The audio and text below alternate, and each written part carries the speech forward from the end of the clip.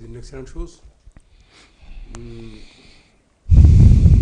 Il faut reconnaître que le président Diomaye, depuis 2 mois à peu près ou plus, a une forte visibilité.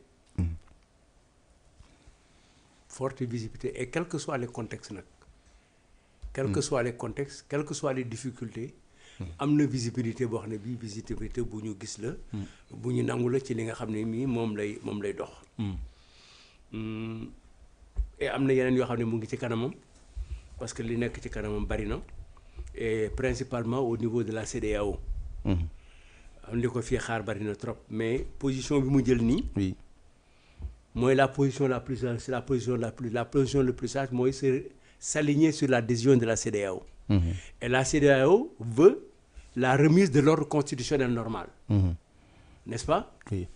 Et ensuite il me semble bu ma fàttewul que processus électoral bi ñu continuer ko. oui CEDEAO waxoon nañu la loolu CEDEAO. N'est-ce pas? Donc loolu mooy décision yooyu mooy avancement yi am Afrique. Depuis 2000 mooy on a toujours essayé quand il y a un coup d'État quelque part on essaie nous-mêmes de remettre l'ordre constitutionnel. def nañ ko Mauritanie def nañ ko Madagascar def nañ ko barki démb au Bénin. Donc loolu mooy lu normal. Et comme il y a des gens qui ont été arrêtés effectivement 3 premières décisions yi mu ci jël elles sont bonnes. Mais surtout appuyer que la CEDEAO prenne ses responsabilités sur la remise en ordre de l'ordre constitutionnel. Les militaires n'ont qu'à rester dans les casernes. bàyyi civils yi ak réew yi ñu doxal ko. ñoom ñu surveiller la sécurité la discipline et la sécurité des biens et des personnes. loolu mooy dëgg. Mais la Guinée-Bissau comme je l'ai dit tantôt dafa nekkul dëkk bu yomb. Parce que am na jamono boo xam ne liir yi sax ay soldats lañu. Parce que l'armée a précédé l'État. Ils ont été des combattants avant d'être des citoyens Bissau guinéens. Alors coup d'État yi dafa bari yombul. Mais ñun aussi Sénégal li muy def nii. dañ ci war a encourager président Diomaye d'abord pour jàmm am fa. mais waxuma la jàmm am fa.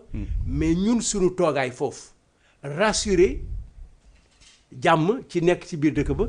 mais rassurer aussi dëkk bi ci nekk parce que si on sortait suñu ay loxo bu ñu Gambie demandé woon tey souveraineté militaire et souveraineté économique mooy dina metti ci ñoom de waaw parce que loolu mooy suñu sécurité aussi ñun dëkk. dafa am une partie boo xam ne bii insécurité bi mën na jógee ci ñaari dëkk yooyu. moonte boon dafa nekk ay dëkk yoo xam ne dañu war a surveiller dañ leen war a dimbali dañ leen war a taxaw dañu war a fexe ba ñoom ñu am jàmm pour que ay du jógee foofu ñëw dugg suñu dëkk. ok bon je rappelle aussi que waa jeune foofu les putschistes ñu ngi menacé ne ñu ngi waxtaan ak waa AES pour intégrer AES par rapport ak surtout yi nga xam ne CEDEAO ñu ngi leen koy bëgg a imposer parce que ñoom. li ñu teg mooy dañu bëgg a def transition sur une année loolu CEDEAO daf ko bañ. waaw mais parce que état AES aussi. mais configuration pour xaajale Afrique la.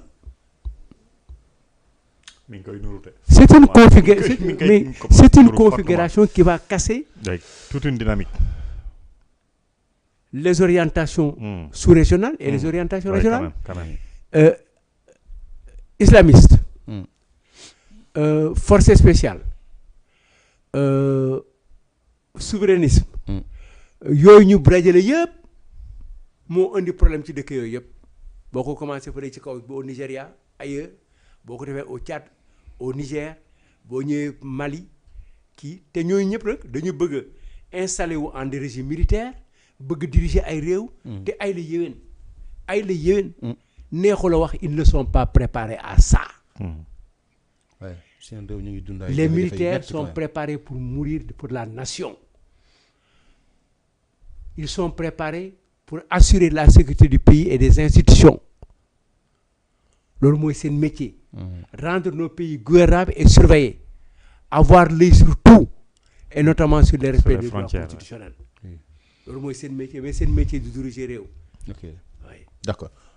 Et sur le plan diplomatique Sénégal mi ngi yënguwaat. non xam nga justement c'est là où c'est compliqué sur le plan diplomatique parce que dafa am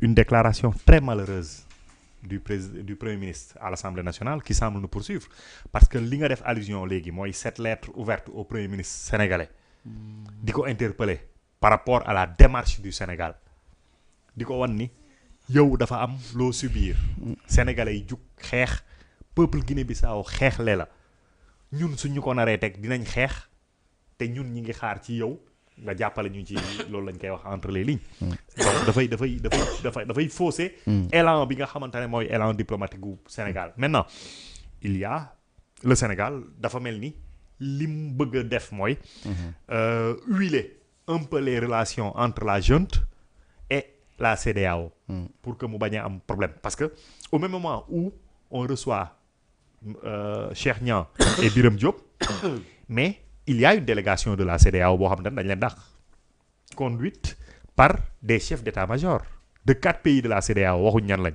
et peut-être vraisemblablement Sénégal xëy na bokk ci woon yoo xamante ne dañ demoon ñoom ñu bañ leen recevoir dàq leen Birame Niang ak Birame Diop Cheikh Niang dem justement pour waxtaan ak loolu maintenant c'est vrai que aujourd'hui fi mbir mi toll li ñu war a njëkk def mooy libérer ñëpp ñi nga xamante ne ay prisonniers lañ mais transition bi nga xamante ne dafa mel ni ñoom dañ bëgg a imposer seen agenda au monde et notamment à la CEDEAO en tout cas Sénégal war na leen accompagner mais également Sénégal il faut mu bàyyi xel l'histoire ak la réalité dëgg-dëgg sociologique et politique bi nga xamante ne moom mooy dund foofu parce que dafa mel ni élection yi suñ ko compté woon Domingos mooy nekk tey président ça veut dire que Guinée-Bissau Guinéens yi moom lañ àndal moom lañ faral junte bi su fekkante ne loolu rek ko tax a jóg mais il est évident que problème yi jeexagul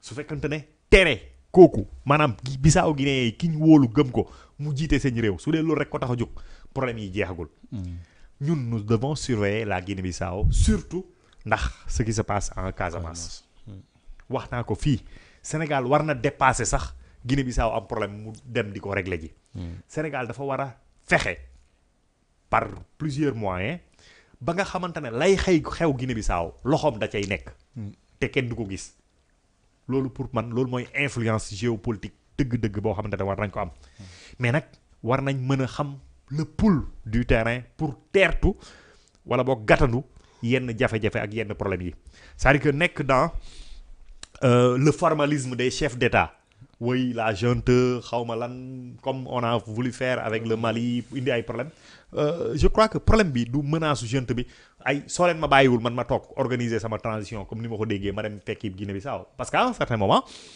mais Bénin xaw na am tentative de coup d'État mais da ngay gis ni Nigéria dafa jël ay responsabilités am Nigéria dafa jël ay responsabilités am Guinée-Bissau bi am na fu muy toll mais dañuy nekk obligé de prendre nos responsabilités la junte su fekkante ne dañ bëgg dugg foofu def lu leen neex di menacer ay rejoindre ak yële mais dañuy def la fa war pour sauvegarder ce qui reste de l'équilibre de notre sous-région mais surtout de nos pays respectifs au premier desquels le Sénégal nga xamante ne tremblement soo amee fii secousses yi dañ koy sentir ñun suñu réew donc loolu mission la boo xamante ne Sénégal daf koy jiite donc est-ce que xamal nañ ko junte bi bu baax que tu es obligé de collaborer parce que Sénégal mënul dem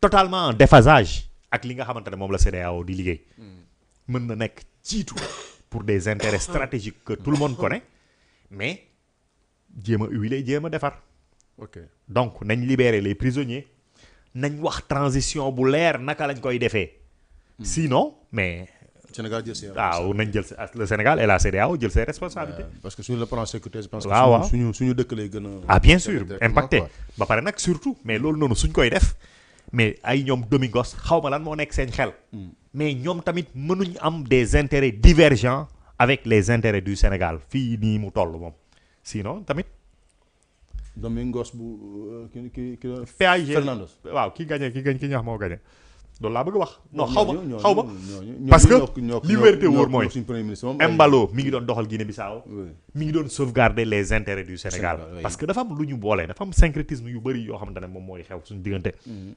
donc mënul ñàkk aujourd'hui Bassirou Diomaye dem na Casamance lancé na travaux xaw ma fan Tanaf benn tali boo xam day waaw Sandiéry Tanaf donc dafa am lu bëri loo xam ne daf ñu boole Sénégal day bàyyi xel Guinée-Bissau ba jaral coûté nañu lu bëree bëri. Oui. coûté nañu des soldats. coûté nañu de notre budget.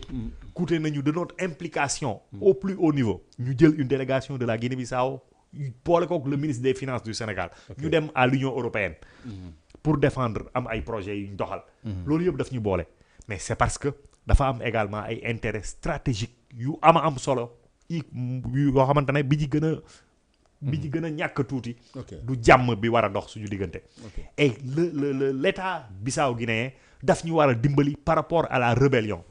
état bu ñu mënul dimbali nag Sénégal moom mënu la reconnaître ah loolu duñ fi nekk di def ay affaire diplomatie kii yooyu de façade yooyu loolu moom mënul nekk. d'accord bon yaa ngi wax léegi si tournée président yu si la ñuy dugg après xam naa jeexal parce que bon suñu temps affaire justice daf ko jël. daf ko jël bon la route c'est Sandiniéry. Sandiniéry Tanaf. ok d'accord alors le président de la République mu ngi actuellement li ñuy wax dans la région de la Casamance wala Casamance laa ko mën a wax bon parce que.